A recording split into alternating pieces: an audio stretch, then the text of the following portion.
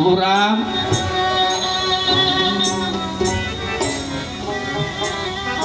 আমার স্বামী যদি যুক্তি না দিত আপনি কোনোদিন লঙ্কায় আসতে পারতেন না।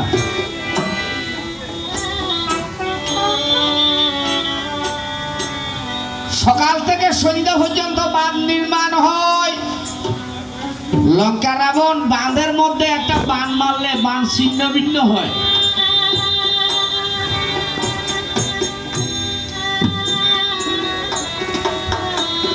বাঁধ নির্মাণ হয় না। আমার স্বামী যদি যুক্তি না দিত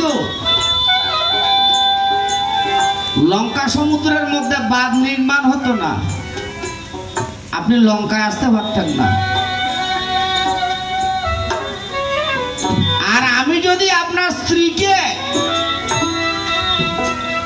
সাহস না দিতাম, বুঝে যদি না রাখতাম, আপনার স্ত্রী মরে যেত। আচ্ছা, আমরা স্বামী স্ত্রী দুইজন যদি আপনার উপকার করি, আমি উপকার করলাম কার? সীতা দেবী। আমার স্বামীকে উপকার করলো কার? আপনার। আচ্ছা, আমরা দুজন যদি আপনার উপকারে লাগি, বিনিময়ে আপনি আমাদেরকে কি দিলেন?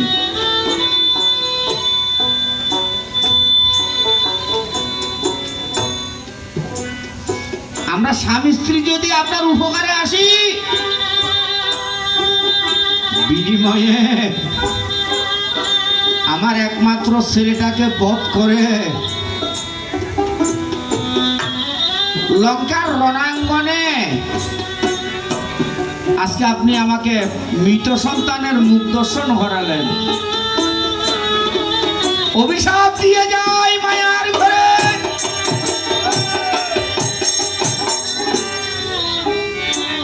সেটা আপনার উদ্ধার হবে, তবে আমার অভিশাপের কারণে আপনি সংসার জীবনে কোনো শান্তি পাবেন না।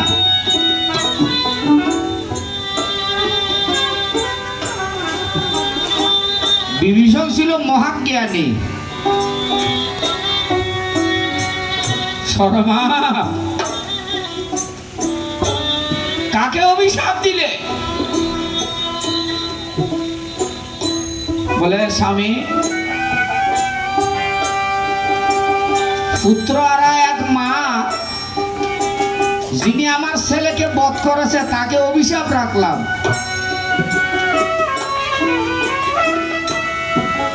বলে, শর্মা, তুমি সিদ্ধ ভুল করেছ। এই সেই নারায়ণ রঘুরাজার পুণ্যের ফলে এই মায়ার ঘরে সারি অংশে জন্মগ্রহণ করে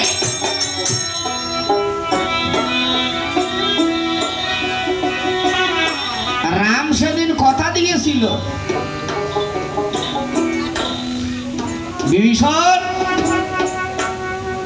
তোমার ছেলের গায়ের মধ্যে যেই সারা গায়ে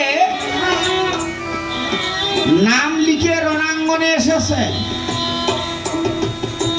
তার এই দেহের সম্রাদ্ধ হবে না।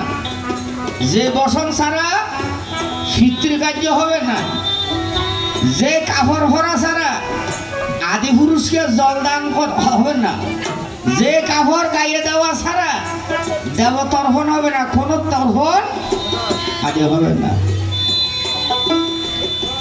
মহারাজ রাম ও সে সকাল বেলায় রাজা সকাল বেলায় ভিখারি সন্ধ্যা বেলা এসব কর্ম ফলের বেলা, এসব কর্ম ফলের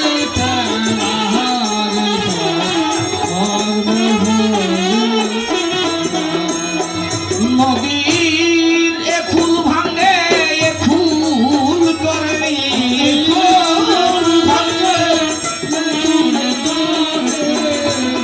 এই তো নদী খেলা এসব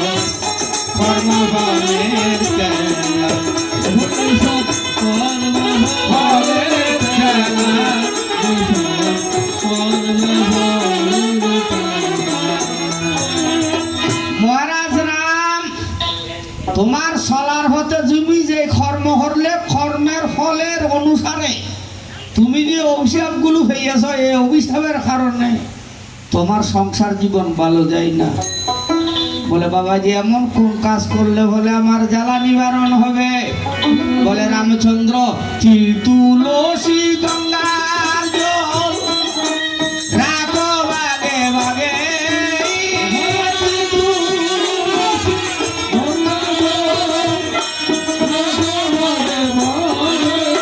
রাজা তিল তুলসী গঙ্গার জল রাখো বাগে বাগে।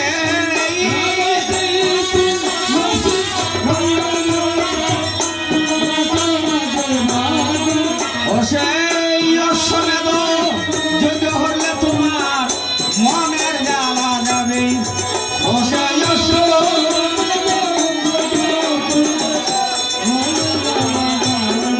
তোমার মনের জ্বালা নিবারণ হবে।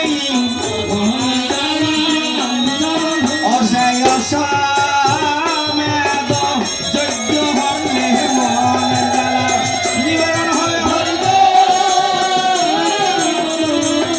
হরিবল হরিবল হরিবল। রাজা তুমি অশ্বমেধ নামক যজ্ঞ করো। রামচন্দ্র অশ্বমেধ যজ্ঞ করার মনে চিন্তা করে তুরঙ্গ রাজার দেশ হতে অশ্ব নিয়ে আসে যজ্ঞ করার পরে। রামচন্দ্র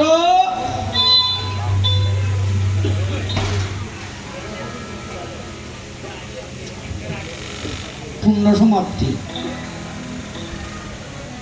আচ্ছা বলুন তো, এখানে রামায়ণ কীর্তন বলেছে বাবা, ভাগবত পাঠ বলেছে, লীলা কীর্তন বলেছে, নাম কীর্তন বলেছে? কিছুই বলে নাই। বলেছে কি?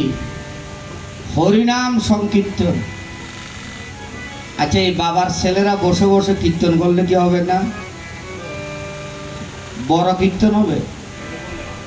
আজকের কীর্তনের মুখ্য উদ্দেশ্য হচ্ছে বাবার ছেলেরা মেয়েরা বসে বসে প্রার্থনা করবেন।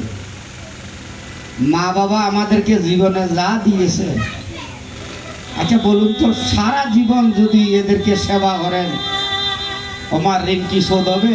তাই বিষ্ণু পুরাণের জন্মান্তরবাদ স্বীকৃতি যদি না থাকে, ভালো বাবার ঘরে মায়ের গর্ভে জন্মগ্রহণ করা সম্ভব নয়।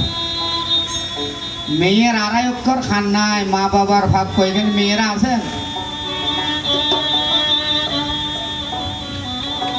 মেয়ের আড়াই অক্ষর খান নাই, মা বাবার ভাব কয়। এই জন্য শ্মশান মাথাতে কাক বলি দিতে।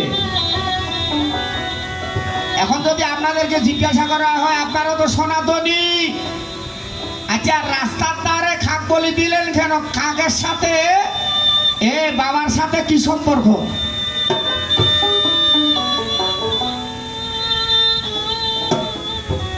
কাক বলিটা দিলেন কেন কেউ যদি জিজ্ঞাসা করে, বাইরের কোনো লোক বলবেন কি আমার বাবা দিয়েছে, আমার মা দিয়েছে, আমার ঠাকুরদা বলেছে, আমরা এভাবে দিতেছি।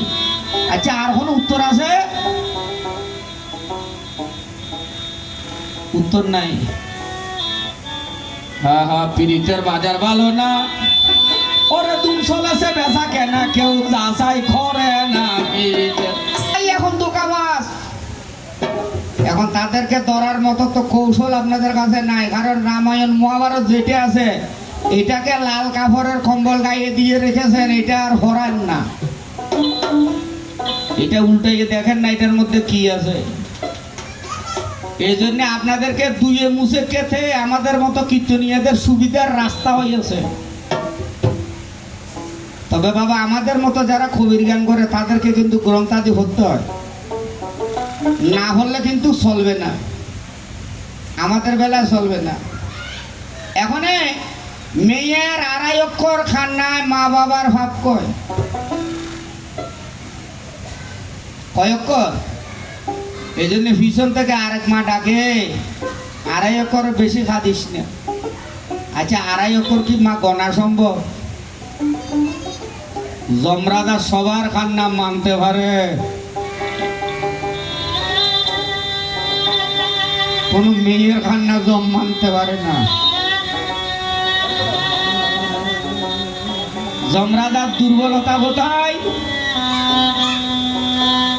যমরাজার একটা বোন ছিল, তার নাম কি যমুনা। সৎ মায়ের ঘরে হাজার কষ্ট করেছে বলে ও যমরাজা সবার কান্না সহ্য হয়, রমণীর কান্না সহ্য হয় না।